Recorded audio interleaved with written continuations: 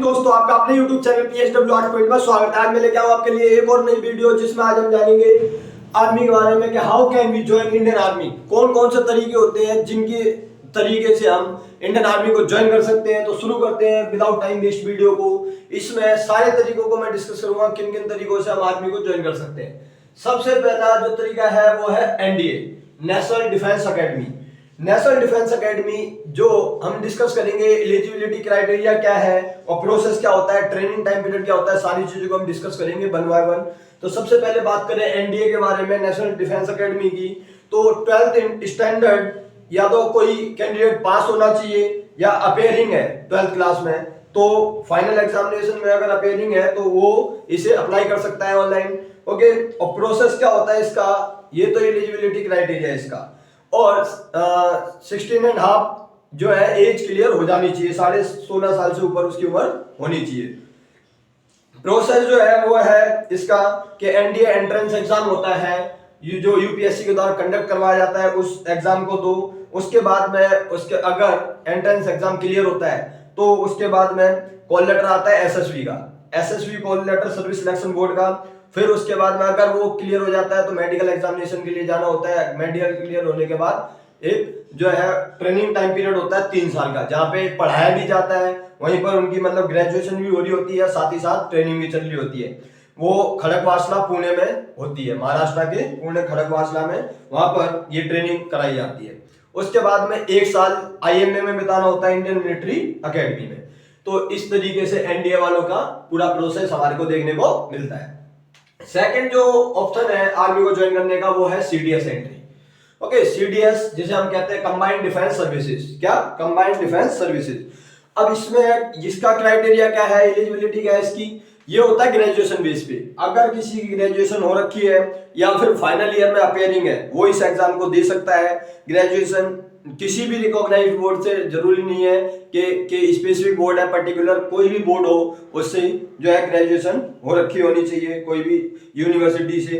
Okay, और process क्या है इसका, जैसे NDA में NDA का पेपर क्लियर करना होता है, इसमें CDS कंबाइंड जो डिफेंस सर्विसेज का एग्जाम होता है, ये भी UPSC कंडक्ट कराती है। फिर SSB इंटरव्यू होता है इसका ही 5 दिन का। उसके बाद में जो है मेडिकल एग्जामिनेशन होता है और इसका जो टाइम पीरियड होता है ट्रेनिंग का वो होता है 1 साल। उसमें क्या था, 3 साल ट्रेनिंग जो है वो उसमें पढ़ाई भी होती है, साथ साथ में फिर 1 साल के लिए IMA में ट्रेनिंग होती है। तो इसमें IMA में ट्रेनिंग होती है 1 साल की, और जो NDA वाले होते हैं वो भी इन्हीं के साथ ट्रेनिंग करते हैं एक तरह से। उसका तीसरी जो एंट्री देखने मिलती है हमारे को वो है टेक्निकल एंट्री स्कीम, TES कहते हैं इसे। एलिजिबिलिटी क्या है इसकी, वो है 12th स्टैंडर्ड पास होना चाहिए। टेक्निकल एंट्री जो स्कीम है इसमें 12th स्टैंडर्ड पास, या किसके साथ में, वो भी फिजिक्स, केमिस्ट्री और मैथमेटिक्स, ये 3 सब्जेक्ट के साथ 12th क्लास पास होना चाहिए candidate. Okay, physics, chemistry, math, PCM जिसे कहते हैं हम। प्रोसेस क्या है, direct entry with merit on 12th standard. 12वीं के बेस पर मेरिट बनती है डायरेक्टली, सीधा उसके आधार पर इसे सिलेक्ट किया जाता है। फिर इसमें एक तरीके देखा जाए तो बाद में 4 साल की इसमें ट्रेनिंग होती है। 4 इयर्स ऑफ इंजीनियरिंग डिग्री दी जाती है और ऑफिसर ट्रेनिंग भी होती है, साथ साथ में इंजीनियरिंग डिग्री भी चल रही होती है और ट्रेनिंग भी चल रही होती है। ओके, उसके बाद में नेक्स्ट एंट्री हमारे को देखने मिलती है वो है यूनिवर्सिटी एंट्री स्कीम, UES जिसे कहते हैं हम, यूनिवर्सिटी एंट्री स्कीम। इसका क्या है, एलिजिबिलिटी क्या है इसकी, वो है फाइनल ईयर इंजीनियरिंग स्टूडेंट होना चाहिए फाइनल ईयर में। ओके, फ्रॉम रिकॉग्नाइज्ड यूनिवर्सिटी, किसी भी एक रिकॉग्नाइज्ड यूनिवर्सिटी से जो है फाइनल ईयर इंजीनियरिंग स्टूडेंट हो। प्रोसेस क्या है इसका, सिलेक्शन थ्रू SSB इंटरव्यू होता है एंड मेडिकल एग्जामिनेशन होएगा। और उसके बाद में जो है प्रोसेस में मेडिकल एग्जामिनेशन के बाद IMA में इसकी ट्रेनिंग होती है, इंडियन मिलिट्री अकेडमी में देहरादून में। ओके, इसकी ट्रेनिंग कराई जाती है Dehradun officer training academy. Okay, उसके बाद में अदर हम देखिए टेरिटोरियल आर्मी, जो हमारे को देखने को मिलता है टेरिटोरियल आर्मी, TA जिसे कहते हैं हम।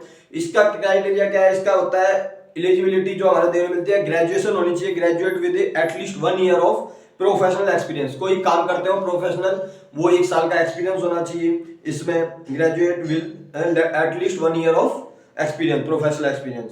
प्रोसेस क्या है इसका, वो है रिक्रूटमेंट रैली होती है और SSB इंटरव्यूज होते हैं। ऑफिसर के लिए जाना तो SSB इंटरव्यूज, और बाकी अगर वैसे रैली निकलती है TA के लिए। ओके, ट्रेनिंग क्या है, पार्ट टाइम ट्रेनिंग होती है इसमें, और मोबिलाइजेशन ड्यूरिंग इमरजेंसीज के तौर पर इसका यूज किया जाता है TA का।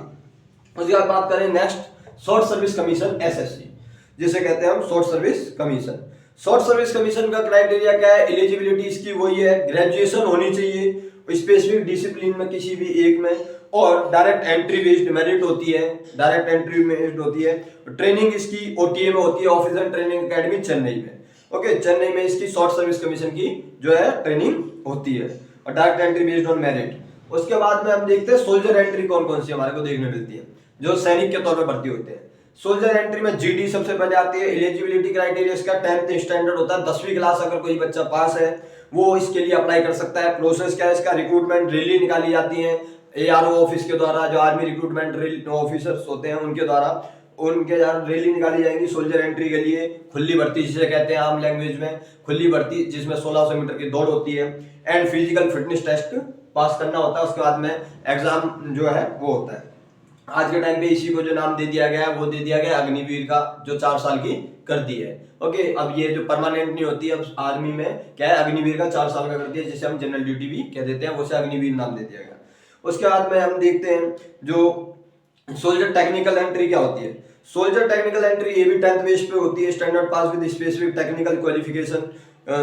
प्रोसेस इसका वही है, रिक्रूटमेंट रैली के द्वारा और फिजिकल फिटनेस के द्वारा। तीसरा सोल्जर क्लर्क या स्टोर कीपर टेक्निकल हमारे को देखने को मिलता है, जो 12th स्टैंडर्ड पास होना चाहिए with specific subject. Process recruitment rally और फिजिकल फिटनेस टेस्ट है इसका भी। सोल्जर नर्सिंग असिस्टेंट, जो नर्सिंग असिस्टेंट होते हैं, एलिजिबिलिटी इसकी वही है कि 10th standard pass with relevant diploma. अगर किसी ने डिप्लोमा ले रखा है नर्सिंग का, उसको वो अप्लाई कर सकता है इसमें। रिक्रूटमेंट रैली और फिजिकल फिटनेस टेस्ट के आधार पर इसमें हमारे को एंट्री देखने को मिलती है। तो ये जो 7 तरीके हैं जो हमारे को देखने को मिलते हैं, जिसमें से कि ऊपर के जो 4 तरीके हैं मोस्टली ऑफिसर्स के लिए हैं, और बाकी ये जनरल ड्यूटी के लिए हमारे को देखने मिलते हैं आर्मी में भर्ती होने के लिए। ओके, और मेन इसमें जो क्राइटेरिया हमारे को देखने को मिलता है सभी में, वो क्या है? फिजिकल फिटनेस सबसे इंपॉर्टेंट। सेकंड, जो एसएसबी इंटरव्यू देखने को मिलते हैं हमारे को, मेडिकल एग्जामिनेशन है, और ट्रेनिंग टाइम पीरियड है। तो ये इसका एक तरह से हमारे को प्रोसेस देखने को मिलता है आर्मी में, जो मेनली सब में है। ओके, तो ये तरीके हैं किन किन वे से आप यूज कर सकते हो, एज ए आर्मी ज्वाइन कर सकते हो। तो वो ये तरीके हमारे को देखने मिलते हैं। तो इस वीडियो को ज्यादा से ज्यादा शेयर करना, बहुत नॉलेजेबल वीडियो है। ओके, बाकी और भी एस्पिरेंट है उन तक पहुंच सके वीडियो, उन्हें हेल्प मिल सके और एक सही तरीके से उन्हें गाइडलाइन मिल सके। तो ज्यादा से ज्यादा इस वीडियो को शेयर करना, चैनल को सब्सक्राइब करना, बेल आइकन को प्रेस करना, ताकि आने वाली वीडियोस की नोटिफिकेशन भी आपको मिल सके। तो थैंक यू गाइस, जय हिंद, जय भारत।